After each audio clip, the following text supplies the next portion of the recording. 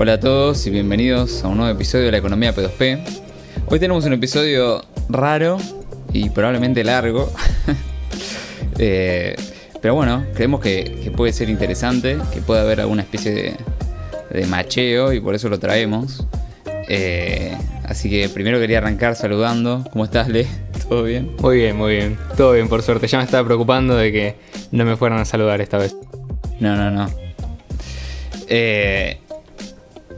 Así que bueno, hoy traemos un tema. Básicamente, lo que queremos charlar un poco es... Porque primero que nada, con Leo nos conocimos no por Bitcoin Cash. Rarísimo, todos dirían no tenemos un podcast de Bitcoin Cash. Probablemente nos hubiésemos conocido por cripto. No, ni siquiera por cripto. Nos conocimos por el Esperanto. Que ahora vamos a charlar un poco lo que es y cuáles son las similitudes que encontramos con Bitcoin Cash, ¿no? Sí, por lo menos en la parte de las ideas o la cuestión práctica. Sí, o inclusive dentro de la cuestión práctica hay cosas que se puede aprender de uno del otro, ¿no? Aunque son dos cosas distintas, tienen cosas en común. Y eso es un poco lo que queremos charlar. Y sobre todo para sacarle la idea un poco que tiene sobre todo la gente dentro del liberalismo o libertarismo, de que Esperanto igual idioma global del web. Y no es así. El web, si vos vas a la página, habla en inglés y jamás mencionan al Esperanto. Pero es la realidad, perdón que lo diga así. Inclusive, como van a ver, al contrario, fue totalmente perseguido por los estados. Entonces, bueno, primero queremos charlar un poco de qué es el Esperanto. Y acá si querés te tiro un poco la pregunta, Le, para que arranques. Bueno, básicamente el Esperanto, como algunos quizás sabrán, es un idioma auxiliar diseñado para facilitar la comunicación internacional entre personas que no comparten un idioma en común previo. ¿Qué es esto, por ejemplo? Básicamente, si una persona habla inglés y otra persona habla español, lo normal hoy en día es que la persona que habla español se adapte a la persona que habla inglés estudiando el idioma y básicamente yendo a hablar en inglés con esa persona. En la gran mayoría de los casos. Sí, Ian. Inclusive me acuerdo cuando estuvimos en St. Kitts, una vez volviendo en un taxi, estos taxis grandes, éramos 8 hispanohablantes nativos, o sea, nativos de español, y uno que parece que era yankee, y dentro del taxi estábamos todos hablando inglés, porque uno de los 8 hablaba inglés.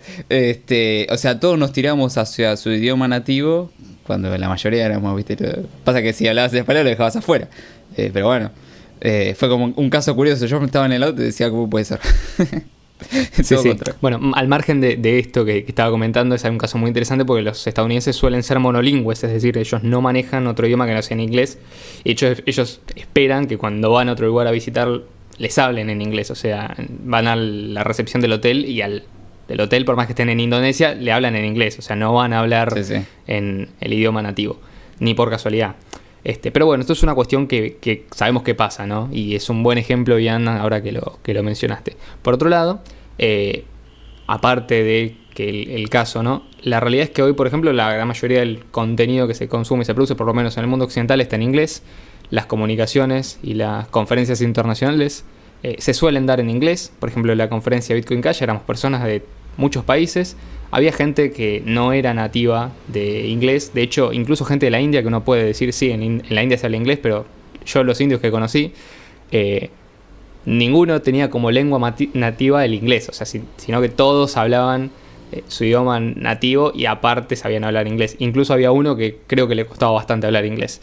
Eso por otro lado. Entonces, básicamente el Esperanto viene como un poco a suplir esta necesidad que tiene el ser humano de comunicarse con gente que no es de su propia nacionalidad o que no comparte un idioma en común. Y la idea es que, teniendo el Esperanto como herramienta, en esta situación en la cual una persona habla inglés, la otra habla español, los dos se pueden comunicar entre sí utilizando el Esperanto. Y el Esperanto tiene varias ventajas que ya las vamos a ir mencionando, que lo hacen ideal para ser un instrumento de la comunicación internacional y mucho más neutro, e incluso, si se quiere, entre comillas, igualitario, ¿no?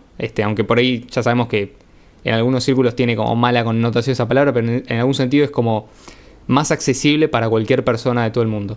Sí, la palabra capaz sería neutral. Exactamente. Como lo es Bitcoin Cash en términos monetarios. Pero bueno, después vamos a hablar de las similitudes.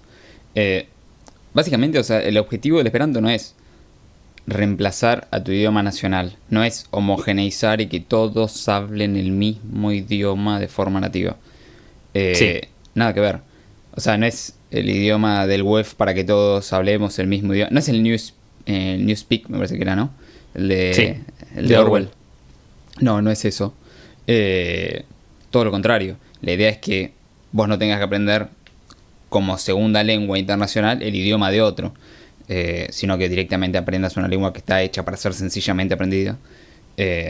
Entonces, la idea no es reemplazar tu idioma local, es totalmente lo contrario, es preservar tu idioma local.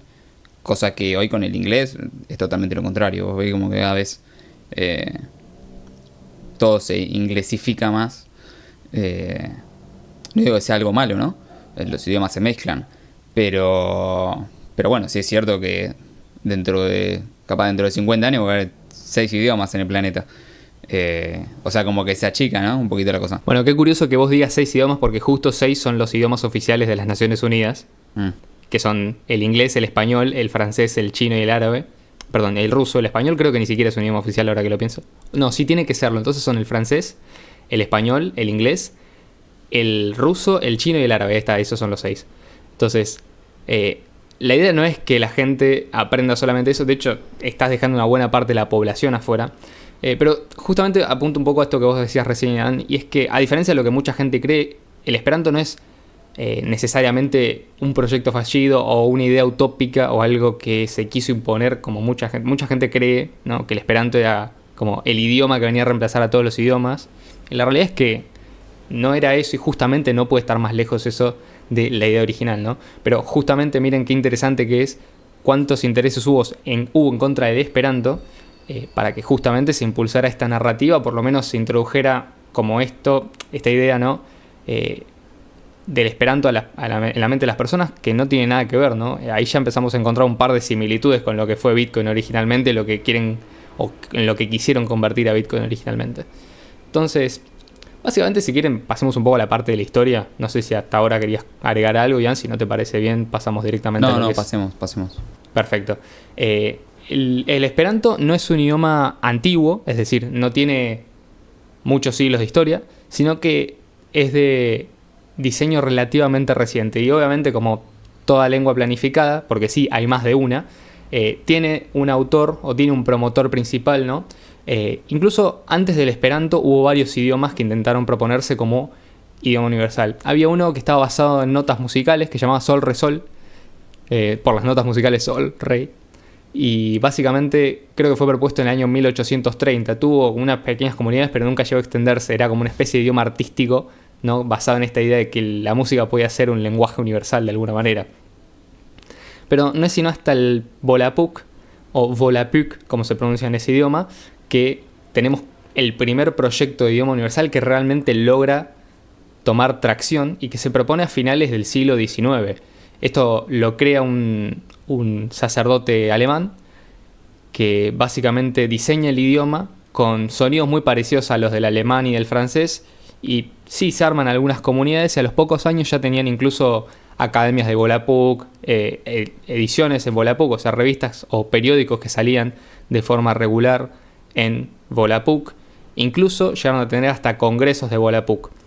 Lo interesante de esto es que pasó algo que la verdad es muy raro que ocurra para un idioma, que es hubo diferencias entre las personas porque el creador del idioma quería mantener como una especie de derecho de autor o propiedad del idioma, cosa que para este entonces había sido algo completamente impensado ante cualquier idioma, ¿no? O sea, digamos, el idioma no es propiedad ni puede ser propiedad de nadie más, sino de las personas que lo hablan y que lo utilizan como medio de comunicación, ¿no? Ya sea el uso que le den.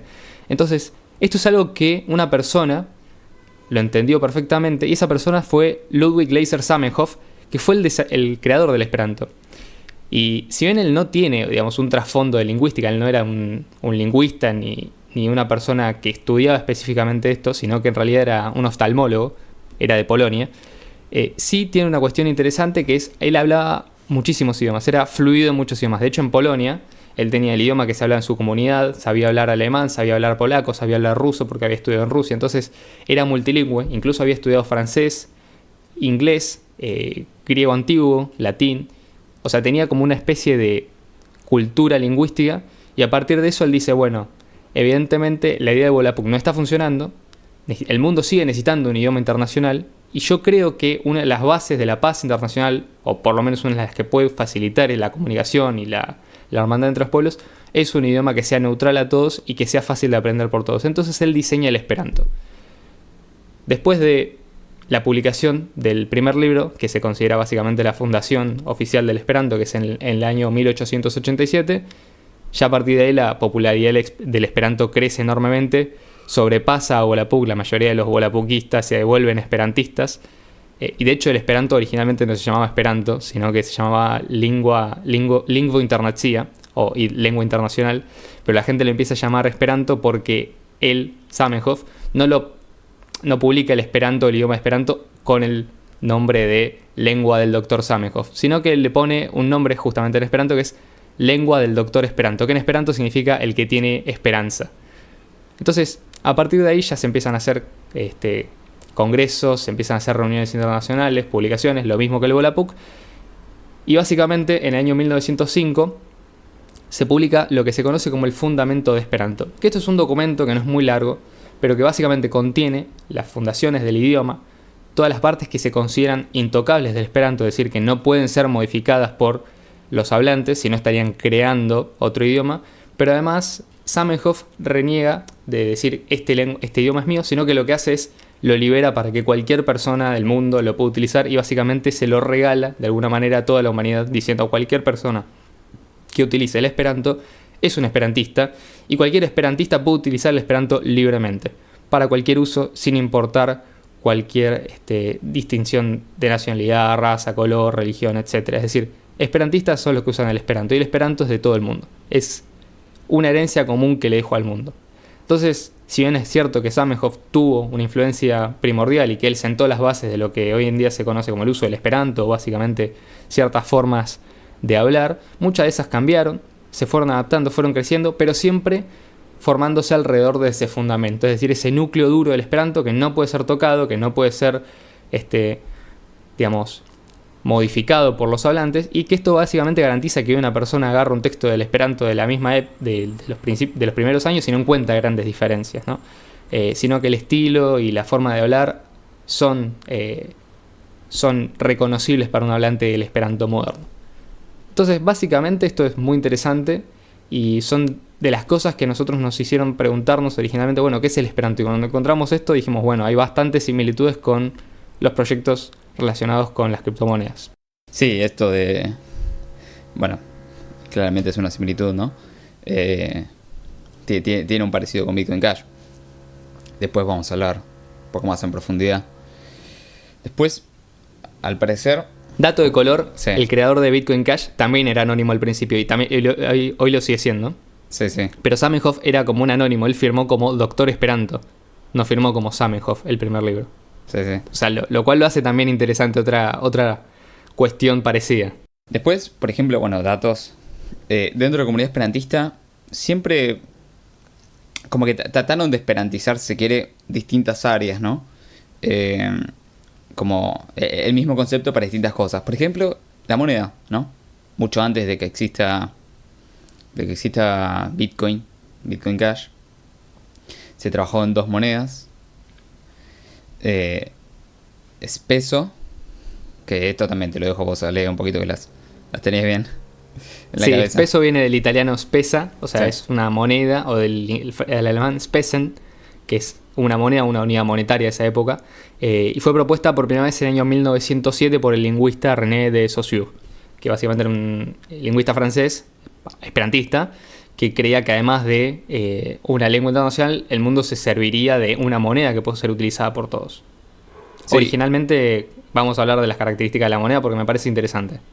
Sí, avance. Originalmente el peso era una moneda que, bueno, por la época seguía como casi todas las monedas de ese entonces el patrón oro, entonces estaba vinculada a una cantidad fija de oro. Y lo que se utilizaban era una unidad que se conocía como spes miloi, que eran miles de spesoi. Básicamente que lo que te decía era que un spes miloi era equivalente a 0,7333 gramos de oro, por ejemplo. Entonces tenía un valor fijo atado al oro, lo cual es interesante. Muchos libertarios modernos se sorprenderían de ver cómo en la comunidad esperantista, originaria o primaria, se daba tanta importancia a esta idea de que, bueno, la moneda tiene que estar atada al valor de un un bien o una moneda que ya sea conocida y utilizada por todos, como lo era en ese entonces el oro, ¿no? La realidad es que probablemente sí. Además neutral.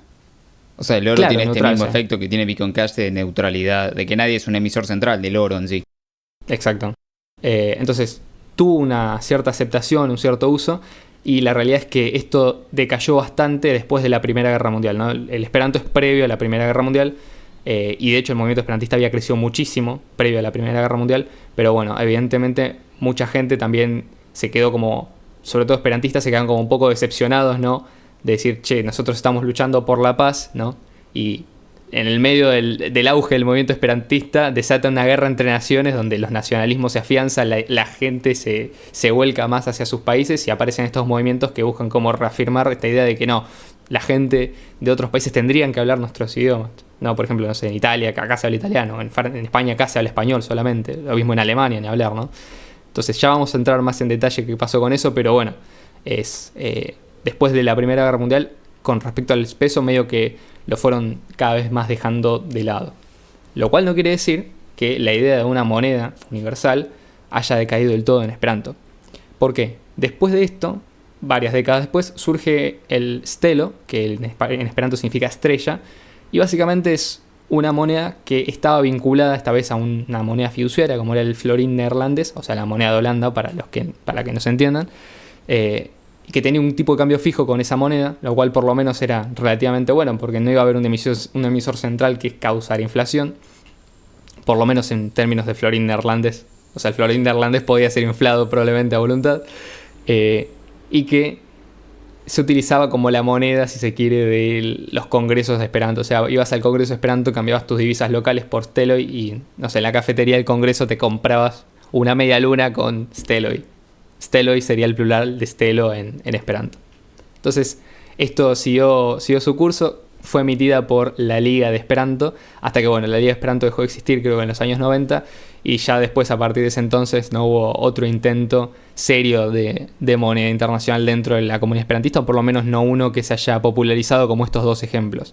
Pero sí es interesante ver cómo se ha intentado en más de una ocasión, ¿no? Viendo como un cierto paralelismo entre dinero internacional, lengua internacional, que sea neutral y que sea accesible para todos. Y ahora que nosotros tenemos conocimientos de las ideas económicas correctas, bueno, es algo que podemos utilizar en nuestra ventaja.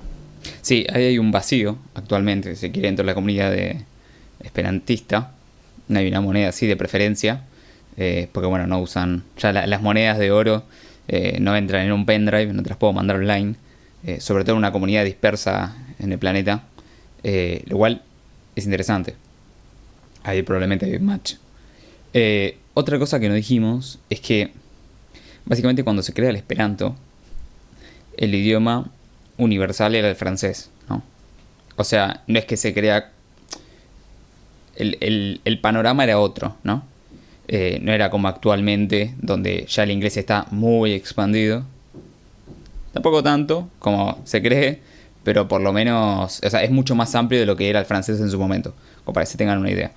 Entonces hay que entender y conceptualizarlo también en ese momento, ¿no? Bueno, ¿qué es lo que le pasó al Esperanto?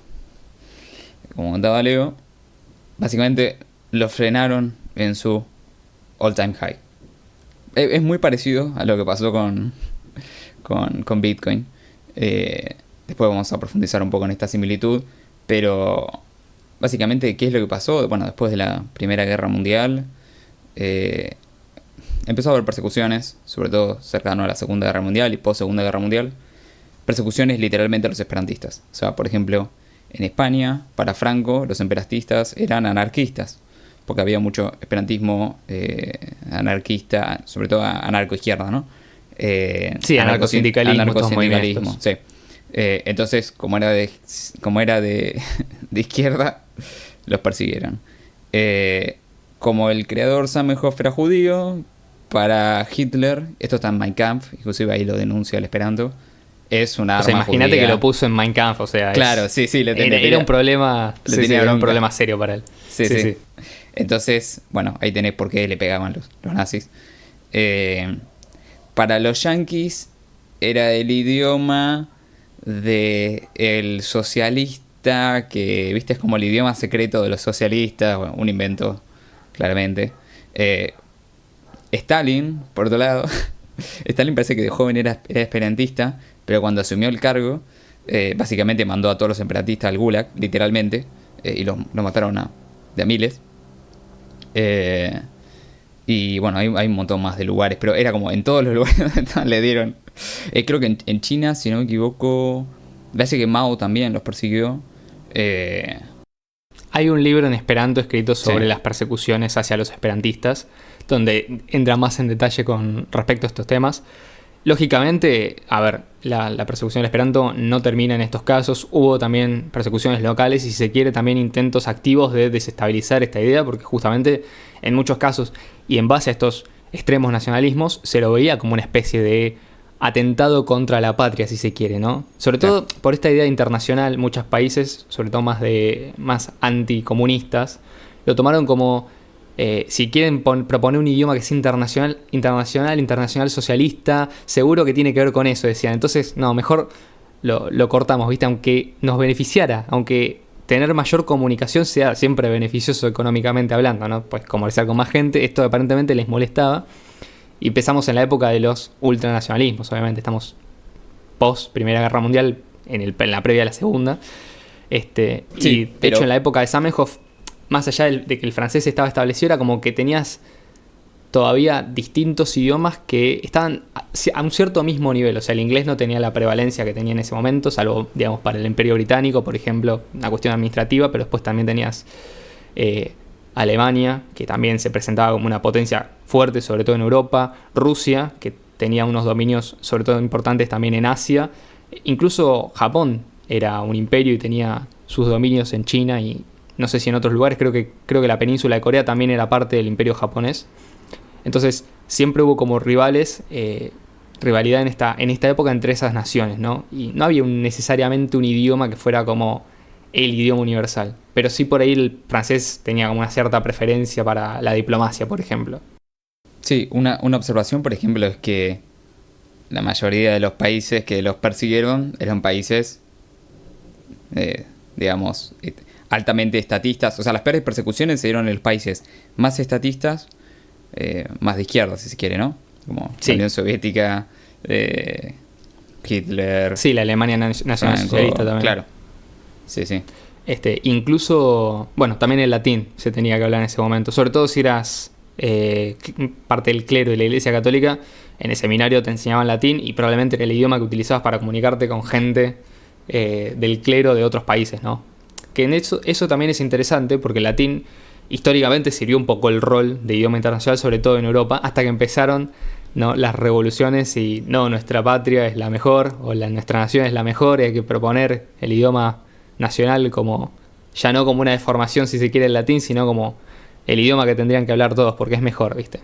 Sí, inclusive si lo pensás, después del latín que vino medio del francés, ¿no?, en orden, antes el francés no era el único francés que se hablaba en Francia. En Francia se hablaban muchos más idiomas, se siguen hablando un par, pero luego la Revolución Francesa es cuando prácticamente se eliminan todo el resto de idiomas y se estandariza al francés.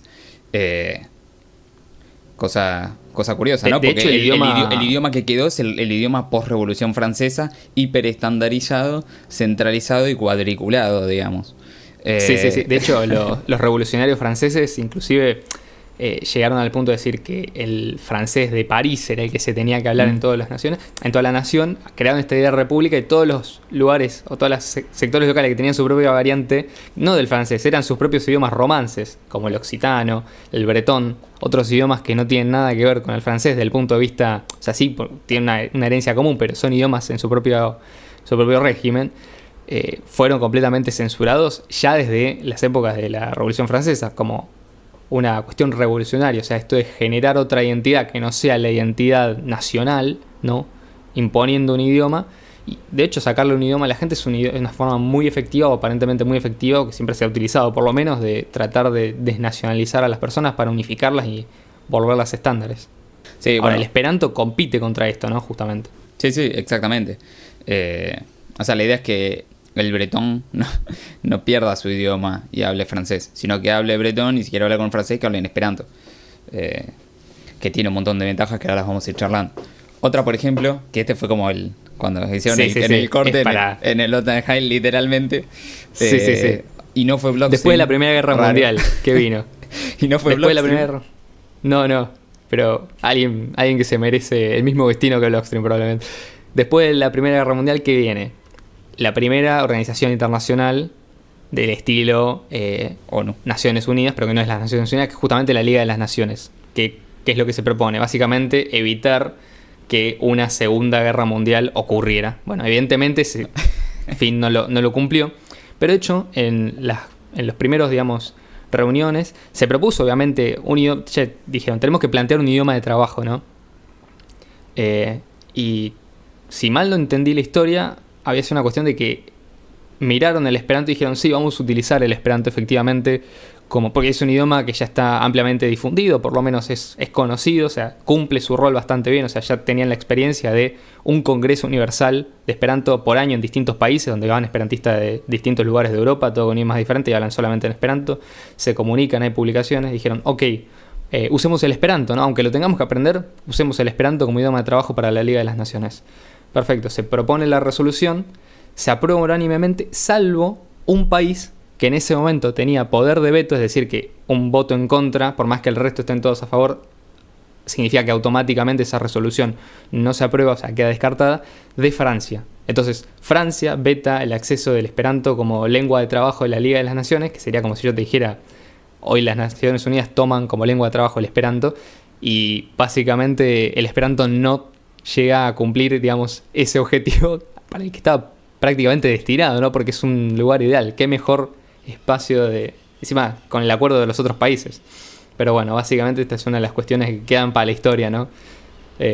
Y que bueno, evidentemente no hubiera servido tampoco para detener, si se quiere, la amenaza de una Segunda Guerra Mundial, como eventualmente terminó sucediendo. Sí. Y bueno, después quedó el inglés en vez del francés. O sea, tampoco le sirvió mucho. No, efectivamente. Le abrieron la puerta a otro.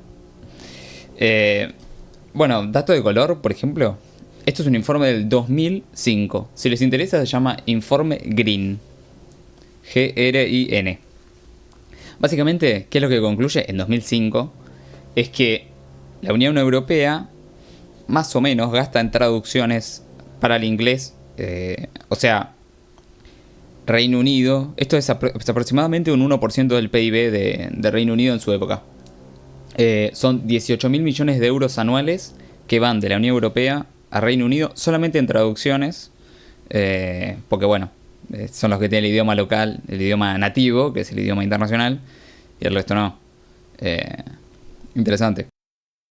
Sí, de hecho creo que la Unión Europea tiene su carta orgánica o documento fundacional o como sea que se llame, pero básicamente que todos los idiomas de la Unión Europea son idiomas oficiales. El problema es que, claro, yo entiendo que ponele, si Eslovenia está en la Unión Europea, perfecto, el representante de Eslovenia puede hablar en esloveno. ¿Cuántas personas de ahí lo van a entender? O sea, el alemán lo va a mirar y va a decir, no te entiendo.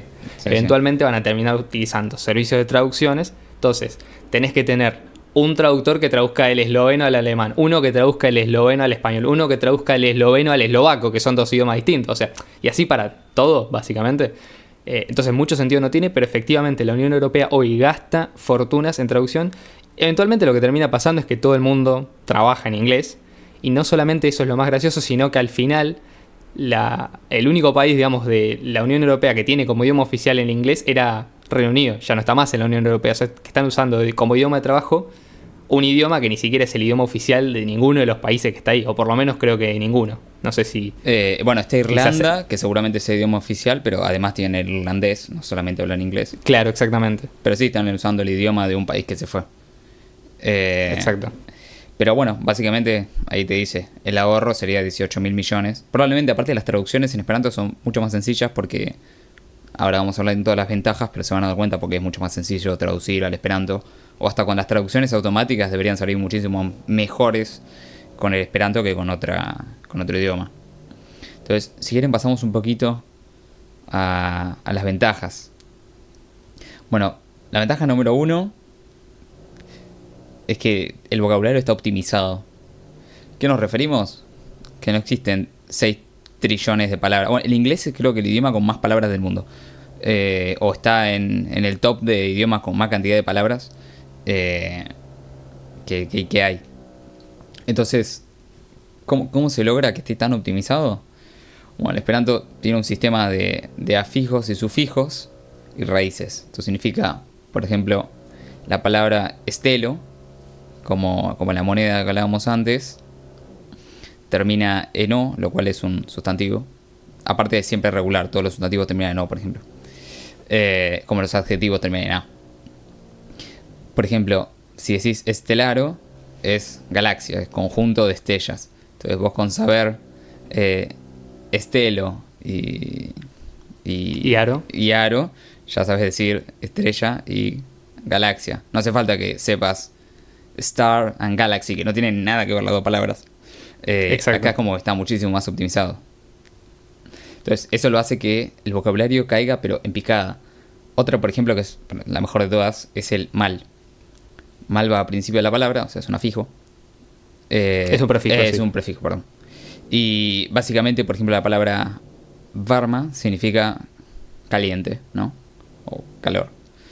Mal varma, significa frío. Entonces, todo lo que le agregues mal en su principio significa lo opuesto. Entonces, no hace falta que te acuerdes hot y cold, que no tienen nada que ver las palabras. Simplemente con un mal ya sabes cuál es el opuesto. Es como alta y mal alta. Alto y bajo, básicamente. Exacto. De hecho, una de las ventajas... Bueno, ¿esto por qué es así, no? Porque obviamente cuando Zamenhof diseña el idioma, él quería evitar la excesiva complejidad y quería que el idioma no solamente fuera reconocible por las raíces, que si uno, por ejemplo, estudia los idiomas nacionales, se da cuenta que muchas de las raíces están tomadas directamente de lenguas europeas, principalmente, pero también hay raíces que vienen del turco, del japonés, del coreano, o sea, ha tenido influencia después, incluso de idiomas africanos. Obviamente no son las mayoritarias, ¿no? Pero sí uno puede detectar cierta regularidad en cuanto a los idiomas y las raíces. Pero Zamenhof, en su intención era que el idioma fuera lo más fácil de aprender posible para una persona que no había aprendido un idioma antes. Entonces, no tenía sentido para un idioma artificial, o por lo menos un idioma, no sé si artificial, sino un idioma planificado, construido, crear reglas gramaticales que fueran excesivamente complicadas con decenas de miles de excepciones como tienen las lenguas naturales. Él dijo, ya que estamos creando un idioma, podemos crear un idioma que no tenga excepciones. Entonces, una de las grandes ventajas del Esperanto es que las reglas gramaticales son muy escasas, o sea, entran en una carilla las principales reglas gramaticales, creo que son 16 las que están en el fundamento, y después tenés el vocabulario, que está basado en raíces y sufijos y prefijos que le dan básicamente una capacidad de expansibilidad, ¿no? Que de hecho eso ya lo diferencia inclusive un poco de lo que son las lenguas europeas y lo hacen parecerse más al turco, por ejemplo, que son idiomas o al chino, que son idiomas aglutinantes. Por ejemplo, esto piénsenlo así, si tuvieran que hacer un sistema métrico, ¿cómo lo harían? ¿Como el sistema imperial? No, obviamente no, es el peor sistema del planeta Tierra. Lo harían como el sistema métrico, porque es perfecto. Es siempre regular. Sí. O sea, jamás... porque lo hizo la revolución, ¿eh? Claro, sí, porque es lo único que hicieron bien, boludo. Y era para cobrar impuestos, sí, era para cobrar impuestos, pero es útil igual. Pero básicamente es, ¿no? O sea, si vas a idear algo, por lo menos lo haces. Que sea perfecto. Exacto. Y regular. Esta es otra de las ventajas que tiene, siempre es regular. O sea, por ejemplo, las palabras en presentes terminan en AS. Como, no sé, manchas, por ejemplo, comer. Que viene del manchar. Manchas es en presente. Pero si decís manchos es futuro. O sea, OS en vez de AS. Si decís manchis es pasado. Y S en vez, no, ¿me entendés? No hay pasado pluscuamperfecto irregular y 600 tablas. No, ya está. Tampoco hay conjugaciones según quién está hablando, ¿no? O sea, mi manchas, vi manchas, yo como, él come. Siempre regular. Esto sabe la cantidad de horas que te ahorra. A los pobres pibes que le hacen acordarse tablas, boludo. Le toman tablas en secundario, en el primario, de las conjugaciones de los pasados en inglés. Santo cielo. Entonces, bueno. Otro es que se escribe y se pronuncia siempre igual. Eso es algo, por ejemplo, en el español solemos decir que el español se escribe como se pronuncia. Falso. Tenemos la H muda, por ejemplo, ¿no? Hay palabras como helado, que arranca con H y no la pronunciás, no decís gelado, decís helado. Y está la H y no tapa nada en realidad. Porque no hay otra palabra que signifique helado sin H tampoco, ni siquiera es para diferenciar. Así que bueno, este sí, cada vez que se pronuncia se escribe de la misma forma siempre. Esto es algo, por ejemplo, que el inglés... hay un libro que me habías pasado, que lo terminé de leer hace un par de semanas, que hablaban del tema de las dificultades, por ejemplo, con el inglés, y contaban la A, que se pronuncia A, creo que es en el 80% de la población del planeta Tierra. O sea, todos los idiomas pronuncian la A igual prácticamente, salvo el inglés, que la pronuncia de 6 formas distintas, o de 7 formas distintas. Entonces todos tenemos que acostumbrar a la A de 40 formas distintas, cuando todo el resto habla de una sola forma, ¿me entendés? Es como... ¿Por qué? Bueno, acá hay una ventaja, ¿no?, que tiene esto. Sí, esta es una cuestión que se llama correspondencia de sonido y letra. Entonces, para cada letra hay un sonido y para cada sonido hay una letra. Entonces, vos escuchás una palabra, aunque sea la primera vez que la estés escuchando, ya sabes cómo se escribe. Y si lees una palabra en un texto, ya sabes cómo pronunciarla. Sí.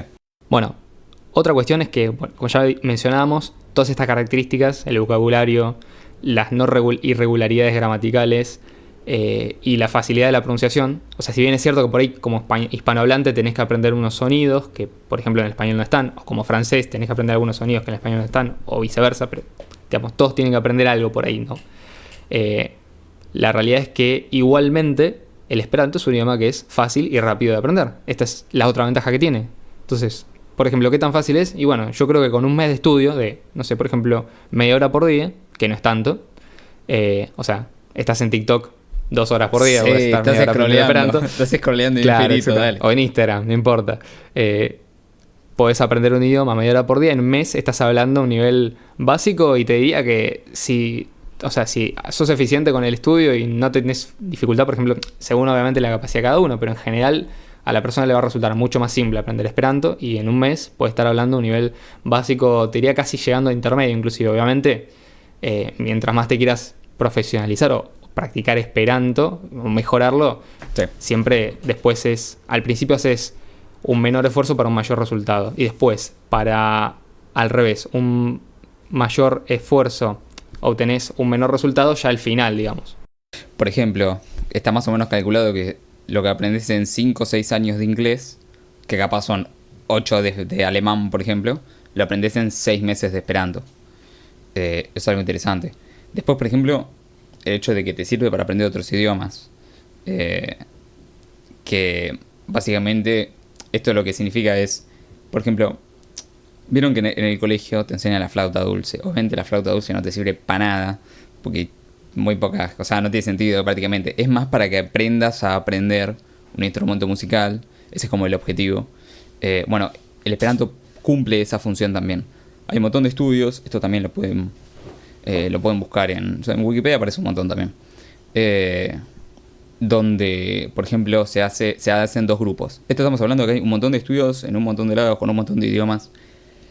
Y, por ejemplo, uno de estos hacen que 2 grupos estudien, quieren aprender francés, no saben francés.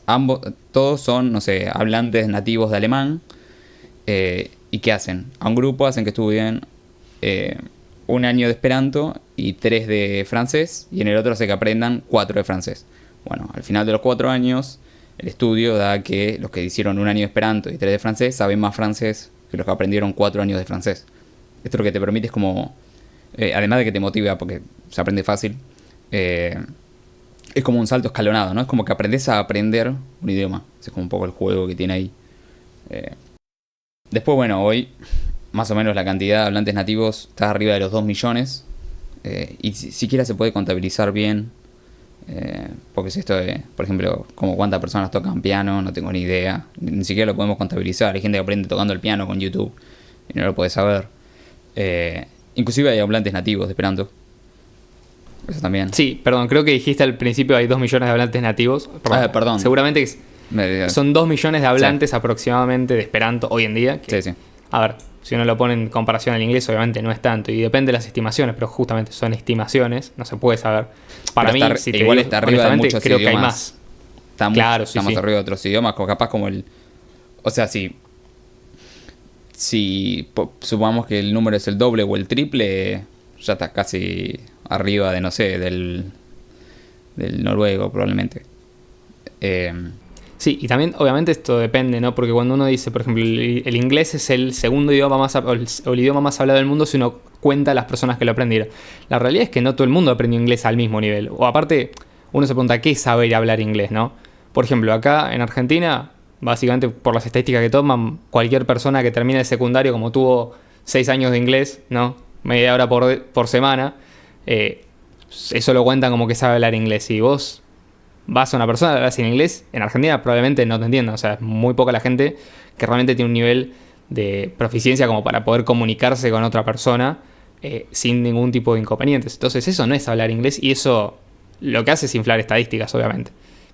Sí, es que justamente... Es que hay una preferencia por el idioma nativo, ¿no? Y por una cuestión de dificultad mucha gente no se dedica a aprender inglés, sobre todo cuando sos más adulto, que por ahí te cuesta más. Bueno, el esperanto es mucho más simple aprender a cualquier edad que cualquier idioma. Sí, entonces, también es parte del interés de los angloparlantes inflar los números de cuántos, ¿me entendés? Como diciendo, mira todo lo que somos, tenés que aprender. Lo cual es cierto que se usa, sobre todo internacionalmente, pero bueno. Otra cosa, por ejemplo, este es un argumento que a mí, por ejemplo, es de los que más me convencen, y es el hecho de que hay un problema en usar un idioma nacional como lengua franca. Y esto va más allá de imperialismo cultural y todo este tipo de cosas, ¿no? Que básicamente es... Ayer se usaba latín, francés, hoy se usa inglés y capaz mañana se usa chino, ¿me entendés? Entonces es como que andás, andar aprendiendo. Pues probablemente muchos de los que hablan hoy inglés bien te dicen, nada, esperanto para qué. Yo ya hablo bien inglés, ¿me entendés? Pero cuando te toca aprender chino en algunos años, o sea, si tenés 20 años más de Biden, vas a estar aprendiendo chino, porque como viene la cosa, vas a estar aprendiendo chino y no te va a gustar nada. Vas a decir, capaz que el esperanto no estaba tan mala la idea. Es como... Ya está, una vez que se habla es mucho más sencillo, ¿no? No anda moviéndose según quién le toca la cosa. Y es neutro, o sea, nadie tiene esa ventaja por el hecho de ser nativo. Es como ser el emisor del dólar, ¿no? Sí, totalmente. Entonces, de alguna manera es como... Incluso una de las cuestiones... Ponele que el inglés no cambia. Esto es algo que estaba pensando recién mientras lo mencionabas. Ponele que el inglés no cambia, pero cambia la forma en la que habla la gente y ya te cambian automáticamente todas las series, todas las películas, todos los libros que se empiezan a escribir. Y vos como hablante nativo, como hablante que aprendió a hablar inglés hace 20 años, ponele con manuales, automáticamente tenés que reajustar lo que vos aprendés, o de golpe te das cuenta de que, no sé, querés ir a la India y, oh, sorpresa, el inglés que aprendiste con los libros de texto que te enseñan en inglés británico no te sirve tanto en la India, ¿viste? Entonces, es como, tenés otra dificultad. Mismo nos pasó a nosotros, que fuimos a St. Kitts, queríamos hablar con la gente en inglés, con los nativos, y ellos tienen un acento, que obviamente no es que está mal, es su acento, pero es muy difícil de entender. Incluso los mismos estadounidenses que hablaban con ellos nos decían, che, el acento de ellos es muy difícil de entender. O sea, le teníamos que pedir varias veces que nos repitan lo que decían porque no los entendíamos. Y hablar por teléfono era prácticamente imposible, porque por ejemplo tenías que llamar a un taxi y se complicaba. Entonces, eso como el problema del idioma nacional como lengua franca. Aparte que el inglés no está estandarizado en ningún lugar. O sea, se habla, en cada lugar que se habla inglés se habla de una manera diferente. Entonces, bueno, ¿cuál es hoy en día, hoy por hoy, si se quiere, el rol que cumple el esperanto? Entonces, esto es un poco como lo que pasó con Bitcoin. Pasa que Bitcoin ya nace con Internet. Bueno, el esperanto con el tema del Internet consiguió como una especie de resurgimiento, ¿no? Y sobre todo después de, digamos, la aparición del Internet masivo también aparece junto con la caída de la Unión Soviética, la caída del muro de Berlín, con la idea de un mundo más globalizado. Entonces mucha gente empieza a mirar al esperanto de nuevo con otros ojos, es decir, ya los nacionalismos no estaban tan presentes y la idea de una nación fuerte frente a una comunidad internacional de personas que comercian, colaboran entre ellas, hay mayor interoperabilidad, si se quiere, entre los distintos países, pasa a ser un poco más atractiva. Entonces, bueno, básicamente con el internet resurge el esperanto y salen varios sitios desde los cuales se empieza a aprender. Uno de los primeros que sale se llama Lernu, así como suena. Si lo quieren buscar es lernu.net, lernu.net. Básicamente es el sitio para aprender Esperanto, uno de los más conocidos, tiene un curso, y mucha gente empezó a aprender ahí. Yo aprendí por ahí, por ejemplo. Y una de las ventajas que tiene es que, obviamente, el Esperanto no tenés que ir. Esto es algo que no sé si dijimos, pero creo que se entendió. No tenés que ir a que te lo enseñen. O sea, lo puedes aprender por tu cuenta si querés. Obviamente, siempre está bueno aprender con otras personas. Pero si estás solo en tu casa, por ejemplo, y tenés computadora, internet y capacidad de aprendizaje o de autoestudio, perfecto, puedes aprender Esperanto por tu cuenta. Entonces, ese es uno. Después tenés otro, es el curso de Duolingo. O sea, si alguno conoce la aplicación Duolingo, me imagino que sí. Se puede aprender Esperanto por ahí y de distintos idiomas. Entonces, con esos dos se han armado como distintas comunidades a través de las redes sociales, grupos en Facebook también, ¿por qué no? En Twitter, en Telegram, chats, páginas web, etc. Incluso en Reddit, por ejemplo. Entonces se ha armado como una segunda comunidad, una segunda cultura que nunca dejó de crecer, de hecho, ¿no? Pero antes la comunidad del Esperanto era como que se comunicaba más por cartas, utilizaba más libros y ahora todo es más digitalizado. Entonces, la verdad que está interesante porque, por ejemplo, una de las cosas que siempre mantuvo el Esperanto, creo que solamente durante las guerras mundiales no se hizo, fueron los congresos universales. Y los congresos universales se hacen cada año en un país diferente. Por ejemplo, en 2014 fue en Buenos Aires, en Argentina. Y, por ejemplo, en 2022 fue en Montreal, en Canadá. Entonces, hay distintos lugares donde se hacen los congresos universales y va gente que es de todo el mundo. O sea, gente de África, gente de Asia, gente de América, gente de Europa, de todos lados. Y la verdad que está bastante bueno porque eso te da como una idea de que realmente el Esperanto es un idioma que funciona como idioma internacional. Porque si no, la gente no podría hacer eso.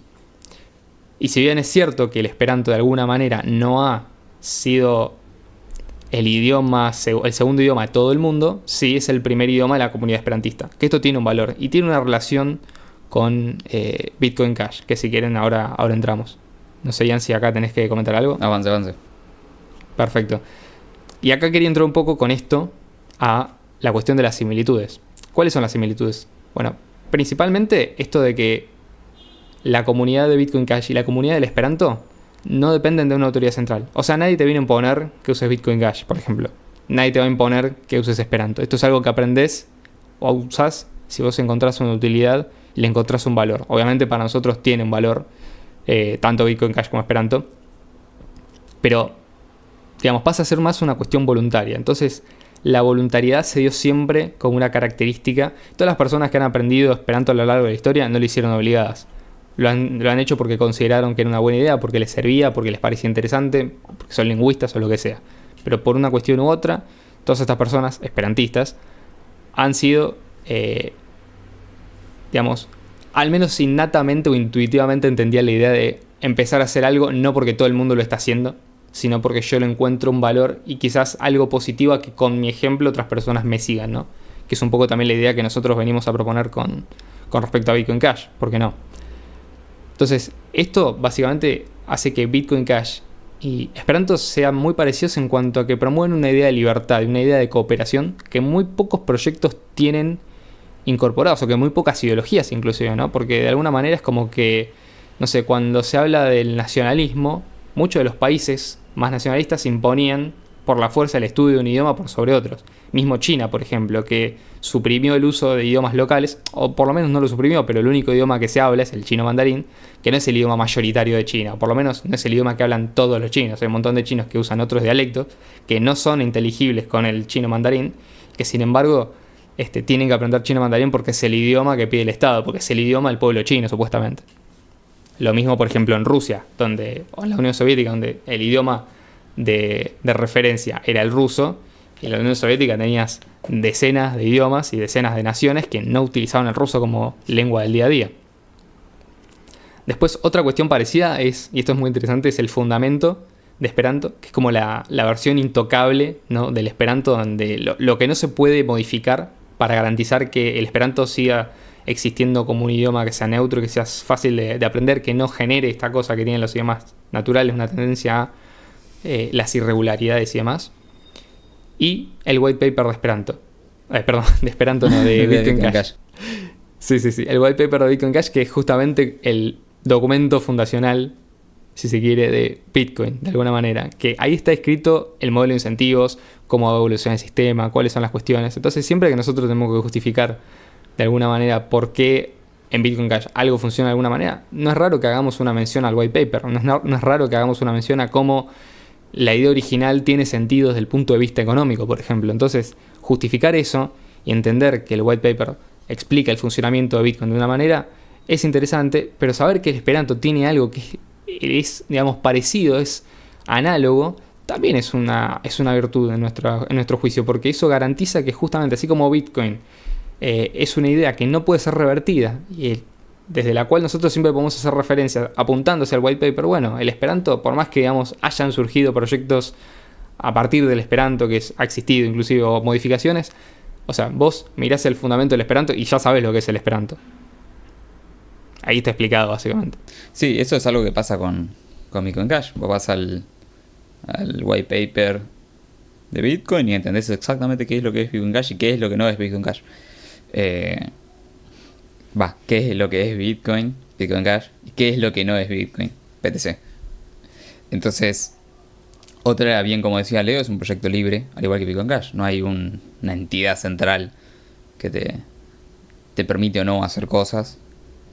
Ambos son neutrales, ¿no? No hay un dueño emisor, como por ejemplo lo tiene el dólar, de ese proyecto. Otra es que ambos son eficientes, porque Bitcoin Cash es mucho más eficiente que el dinero fiat monetariamente y está mucho mejor optimizado, si querés. Eso es exactamente lo mismo que pasa con el Esperanto. Ambos fueron cortados de seco por el establishment, como contábamos antes. Francia vetando, los estados persiguiendo. Es algo similar al máximo de 1 megabyte y a Blockstream, Bitcoin Core y toda la historia, que si les interesa pueden ir al documental ¿Quién mató Bitcoin? El canal de YouTube La Eterna Vigilancia /Unchat.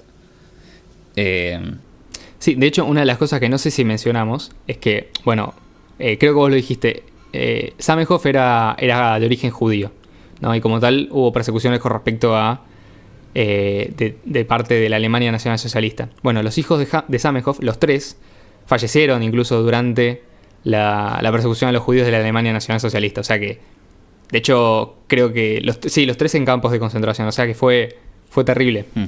Un varón y 2 mujeres.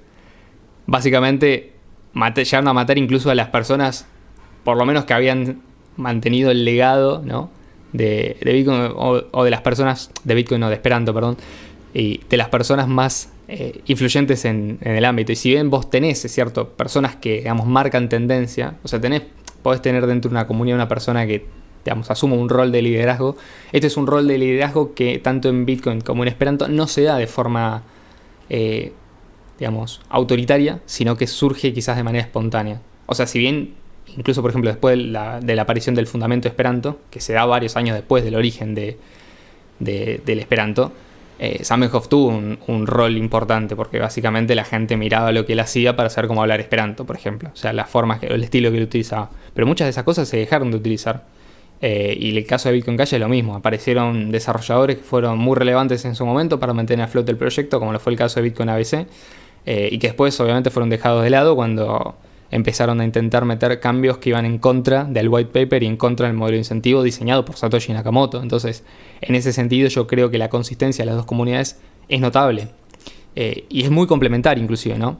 Porque justamente vos podrías tener esta idea de una moneda para una lengua y viceversa, una lengua para una moneda. Sí. Otra cosa muy similar es que ambas tecnologías o ideas no mueren, ¿no? O sea, es como, por ejemplo, supongamos que de alguna forma destruyen Bitcoin Cash. La tecnología ya está creada, o sea, se puede crear otro, ¿me entendés? Con que siga exactamente el white paper. Obviamente, parece un montón, ¿no? Porque te están tirando abajo todo medio de lo que construiste. Pero al mismo tiempo, digamos, la idea nunca muere. La tecnología tampoco.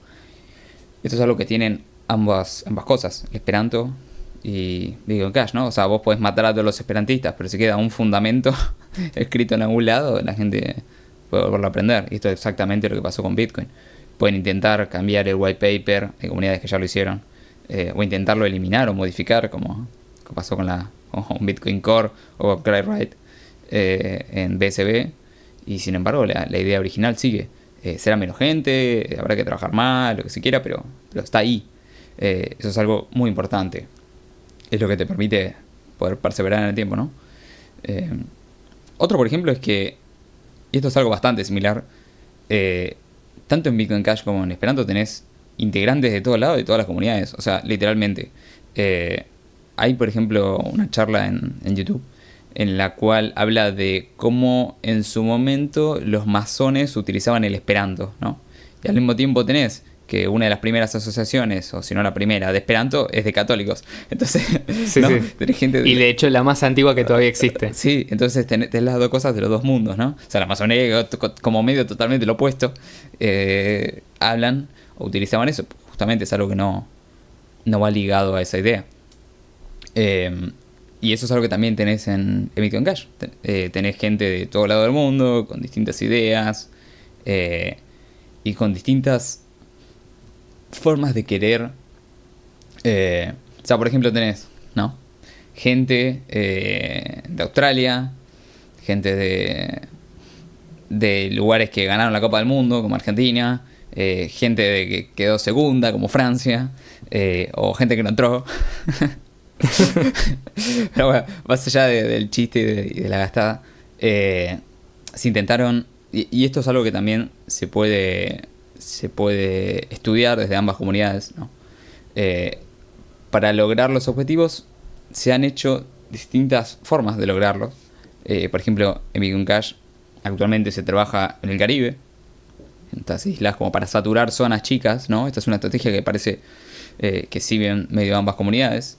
Saturar zonas chicas, como las islas del Caribe, como en Punilla, Córdoba, que es lo que estamos intentando en Argentina, más allá de la adopción nacional, y de Buenos Aires, que es la que más se labura desde BSH Argentina, porque básicamente tenemos residencia acá.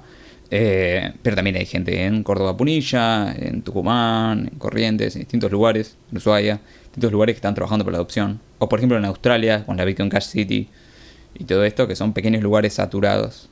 Eso lo pueden ver si les interesa en map.bitcoin.com. Ahí pueden ver los lugares que aceptan Bitcoin Cash. En Esperanto hay algo similar. Por ejemplo, hay un lugar en Alemania, la Esperanto Urbo, la ciudad del Esperanto, que se llama Herzberg am Harz, ambas con H, que básicamente es un pueblo de Alemania donde, bueno, le encontraron como una ventaja turística si querés el Esperanto. Entonces, bueno, tenés estatuas, vos vas a un restaurante y tenés en alemán y en esperanto, parece que hay un colegio que enseña esperanto, bueno, tenés una biblioteca en esperanto y este tipo de cosas. Es como si querés el no sé, el San Kitts o algo así de esperanto allá, ¿no? Después, por ejemplo, tuviste casos históricos como Moresneto o Moresnet, que básicamente era una pequeña micronación, que en la Segunda Guerra Mundial, que era en Capia más o menos. Sí, era como Ancapia, sí. En la Segunda Guerra Mundial fue absorbida por la Alemania nazi, pero básicamente era un lugar que los impuestos eran nulos o muy bajos, no había tarifas de importación, o sea, era totalmente libre comercio con cualquier país. El coste de vida, curiosamente, era más bajo que en el resto de lugares, claramente. Y bueno, por ejemplo, se dedicaban a los casinos, cosas que no estaban permitidas en los países de al lado, o a la minería de zinc, ¿no? Después, por ejemplo, una curiosidad, los nativos de ese lugar eran apátridas, porque como no había literalmente, era una zona neutra, ¿viste? Como no había literalmente un estado, no habían nacido en ningún país, entonces eran apátridas. Y después, bueno, por ejemplo, tenés el caso de la Isla de las Rosas, conocido, hay una película. Básicamente la bajó el gobierno italiano, porque capaz era una base militar de la Unión Soviética. No, lo que vemos excusa, siempre las tiran abajo los estados, boludo, es tremendo. Tenés que la tira abajo la Alemania nazi. Literalmente la tiraron abajo. Sí, y esta literalmente, o sea, fueron por un la barco. isla. Sí, le tiraron torpedos. Se entraron, levantaron a todos los flacos que estaban adentro y le tiraron torpedos. Sí, perdón, se preguntarán cómo hicieron para bajar la isla. Pasa que era una isla artificial. Sí, o sea, estaba construida sobre varias columnas. No era una isla de 500 kilómetros cuadrados. Era una columna al lado de otra que funcionaba como una especie de micronación, ¿viste? Pero tenía pasaporte. Llegó a tener cierto estatus. Sí, tenía pasaporte. Era como turismo, bueno, aparte para el lugar. O sea, mucha gente, no me acuerdo el lugar de Italia, cuál era, una costa, pero la gente iba para ahí para poder cruzar la isla de las Rosas, que era básicamente un boliche flotante, una cosa así, que vendían todo lo que no te vendían en el otro lugar, ¿viste? Pero bueno, lo bajaron porque capaz era una base militar de la Unión Soviética escondida. Abajo del bartender, ¿viste? Tenían un coso, tenían un telégrafo soviético. Bueno, ahora sí que un poco las diferencias. Bueno, la primera diferencia es la cantidad de años que tienen ambos proyectos, ¿no? El Esperanto tiene 136 años, 1887. Y VigoCash tiene 14, 2009. Eso es una diferencia. Otra, por ejemplo, por un lado es más difícil cambiar un idioma que una moneda. O sea, es más sencillo hacer que la gente cambie una moneda, simplemente aprender a recibir, enviar, escanear QR, son cosas relativamente sencillas. Tocar botones, digamos. Cambiar un idioma es otra cosa, ¿no? Tenés que hacer que la gente estudie. Aunque sea lo tan sencillo que quieras, bastante difícil. Por el otro lado, el idioma es algo estable, ¿no? O sea, no es algo... Por lo menos un idioma construido como el Esperanto es algo estable. Cosa que por el otro lado no tiene Bitcoin Cash. No es estable, es inestable. Por lo menos a corto plazo, hasta que no haya una suficiente adopción. Hay soluciones como AnyHedge, pero la moneda en sí naturalmente no es estable. Entonces, ¿no? Ahí tenemos como ventajas y desventajas, como hay diferencias en ambas cosas. No sé, Lee, si querés continuar. Te paso la pelota. Sí, con respecto a esto creo que estas son las principales diferencias y no sé si hay muchas más. O sea, siento que igualmente a pesar de las diferencias, y obviamente que uno es un proyecto de una criptomoneda para llevar libertad económica a todo el mundo, sí, y otro es un proyecto de un idioma neutral, o sea, digamos, se enfocan en campos muy diferentes. Las ideas, a mi juicio, son más complementarias que disímiles, es decir, se parecen más de lo que no se parecen. Entonces, yo continuaría ya con la parte de cómo se beneficiaría, o sea, porque esto se sigue llamando la economía P2P, ¿no? Sí, sí. No es que por los temas que venimos tocando este año parece que le vamos a tener que cambiar el nombre al podcast. 2023 se cambió. La curiosidad liberó el P2P. Exactamente, una cosa sí le tendríamos que poner. De hecho, con Jan estuvimos presentes en el podcast de La curiosidad liberó al gato hablando del Esperanto, si les interesa más el tema. También de Bitcoin Cash. También está. Y también de Bitcoin Cash. Sí. O sea, si les interesa, vayan y escuchen ahí, se los recomendamos. Pero más allá de esto, ¿cómo se beneficiaría hoy en día una economía, ¿no?, en general, peer-to-peer, de utilizar un idioma como Esperanto?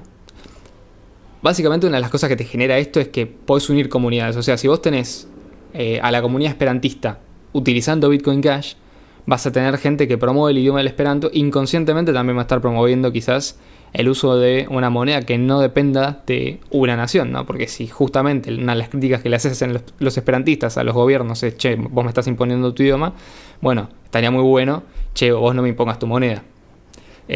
Justamente, entonces, si uno como Bitcoin Casher puede apostar a este tipo de comunidades que justamente tiene una mirada que no dependa de un Estado, o que de alguna manera sea como, entre comillas, más anarquista o más anárquica, ¿no?, donde justamente las relaciones se den de manera más voluntaria, bueno, uno puede apuntar hacia esa comunidad para decirle, mira, nosotros tenemos una herramienta que a vos te falta.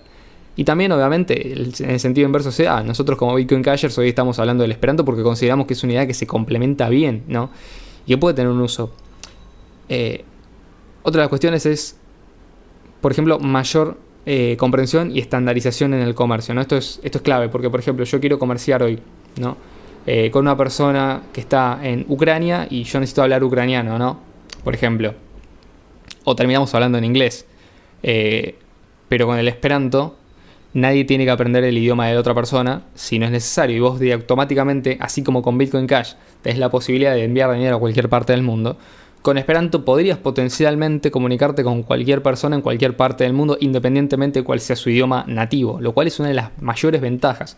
O sea, obviamente para esto se requiere, como en Bitcoin Cash, efecto de red, pero esto no quita la posibilidad de que el día de mañana se pueda dar, quizás, ¿no? Si hay un movimiento grande de personas que gravitan hacia una moneda que no esté controlada por el Estado, bueno, pueden tranquilamente gravitar hacia un idioma que no sea impuesto por el Estado. Aparte, yo no sé si Estados Unidos, sin el poder del dólar atrás, es tan influyente en el mundo como para que el inglés siga siendo justificable. Más si siguen por el camino que están yendo ahora, que es básicamente la puerta de entrada hacia el socialismo o los otros experimentos que están haciendo en otro lugar. O sea, siento que hasta cierto punto, una de las cuestiones por las cuales se mantienen ahí, todavía no los tiran, es porque tienen la moneda atrás, pero justamente si una moneda como Bitcoin Cash surge, vamos a estar preguntándonos, bueno, ¿qué idioma hablo si yo ya voy a un país y la gente no habla inglés porque el inglés no tiene valor económico, no tiene el valor económico que tenía antes? Entonces, eso por un lado. Después, obviamente, tenés la apertura vos como comerciante, ¿no? Porque siempre apuntamos también a los comercios, de acercarte a un mercado más grande. No solamente con Bitcoin Cash puedes recibir pagos de todo el mundo, sino que además podés potencialmente, si ofreces servicios, ofrecerlos en Esperanto y acercarte a una comunidad internacional de gente que encima puede acceder a esos servicios usando Bitcoin Cash. Por ejemplo, enseñar un idioma a través del Esperanto y que te paguen en Bitcoin Cash.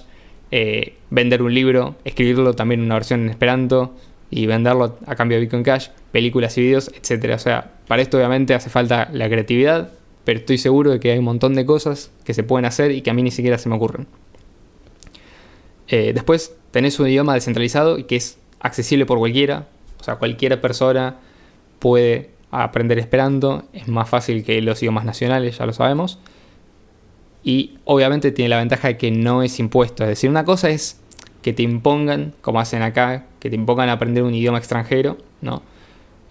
Porque es parte del plan educativo, porque la gente te dice que te lo tienen que enseñar, qué sé yo. Y otra cosa es que vos quieras aprender Esperanto porque te sirve, porque tenés acceso a una comunidad más grande, por ejemplo, o lo que vos quieras. Básicamente esto lo que te evita es de alguna manera la colonización cultural que ya hemos mencionado. Y después, nadie tiene un privilegio exorbitante respecto al Esperanto. Y creo que vos, Ian, querías comentar algo con esto. Sí, bueno, lo del privilegio exorbitante es una frase de, no me acuerdo el nombre del primer ministro, presidente francés en su momento, que básicamente lo que decía es que el dólar tiene un privilegio exorbitante, ¿no? Esto era cuando, sobre todo cuando estaba el patrón oro. Era como todos los bancos centrales guardaban su oro en Estados Unidos emitía supuestamente la misma cantidad. Bueno, obviamente el muchacho se dio cuenta que estaban chapullando, por eso luego les pidió el oro. Y después de dárselo, si no me equivoco, al tiempo terminó renunciando el primer ministro francés. Parece que ahí hubo unas apretadas. Esto es algo normal. Súper, ¿no? O sea, ahí hubo, si querés, una conspiración contra él, lo cual es totalmente cierto. Pero sí, este es un privilegio que... Sos un teórico de la conspiración. Sos un teórico de la conspiración, boludo. No, pero es posta. Pero, bueno, básicamente si lo ves, ¿cuál es el privilegio exorbitante? Bueno, acá si querés, Estados Unidos tiene dos privilegios exorbitantes. Uno que imprime en dólares y es la moneda de reserva global. Y dos que son nativos de inglés, que es el idioma, ¿no?, internacional. O sea, digamos que tiene un poquito bastante de ventaja por el hecho de haber nacido allá. No digo que esté mal, por lo menos la del dólar, sí.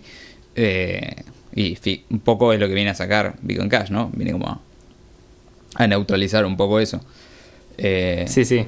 Y el Esperanto lo jugaría lingüísticamente. Que monedas como, por ejemplo, o por lo menos gente importante de la comunidad de BTC, que te dicen, no, nosotros no queremos reemplazar el dólar. Sí, ellos dicen eso, sí. Literalmente los escucharon. Por ejemplo, hay un debate muy interesante que es con King.com, en inglés, por cierto, que básicamente hablan y el argumento en contra de Bitcoin Cash, supuestamente del maxi de BTC, era que Bitcoin Cash era un peligro para el dólar estadounidense.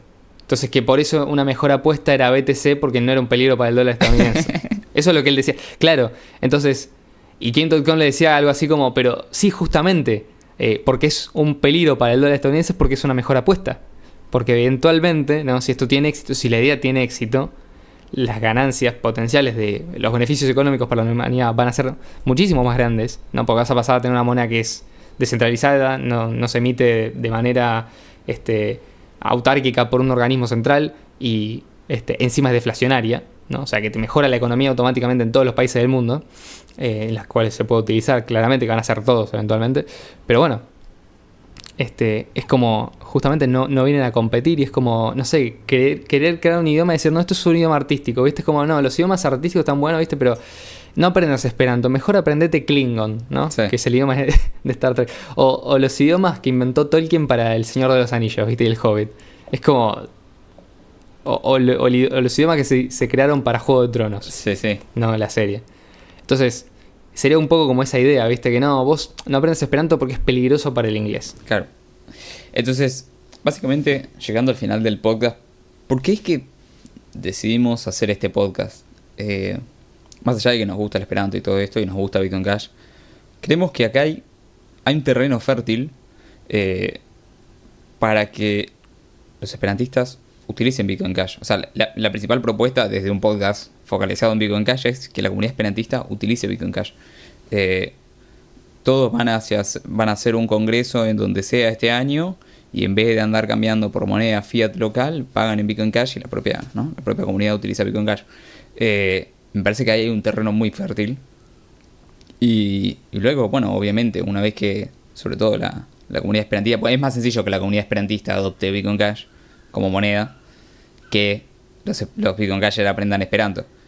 Pero sin embargo, una vez que Bitcoin Cash está adoptado dentro de la comunidad esperantista, que es una comunidad internacional encima, o sea, tenés gente de todos lados,